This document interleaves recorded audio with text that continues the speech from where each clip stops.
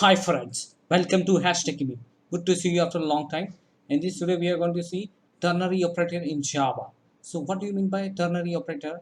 So what is purpose? Let's see. So for that purpose, I've taken a program in which I've taken two variables and also a third variable named as max. So basically ternary operator is used to combine the operations of two operands together to achieve the result. So let's see how. So in this example, we wanted to find the maximum number among these two numbers, respectively num1 and num2. Let's see how I can do the operation by using ternary operator.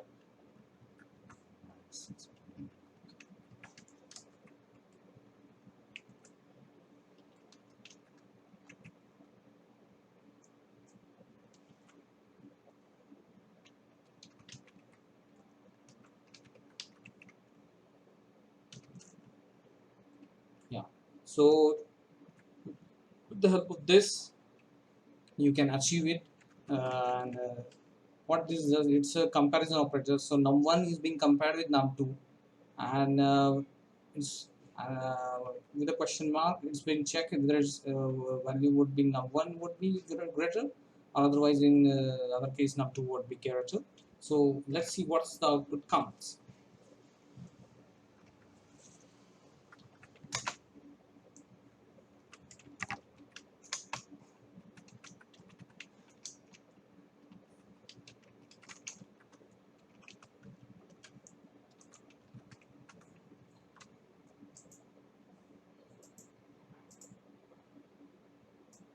Yeah, as you can see the output on the screen that the maximum number is displayed is 30.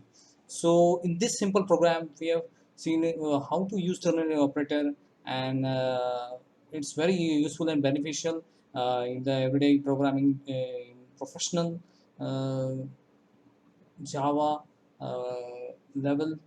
And also at the beginner level, it's good to know what we mean by ternary operator.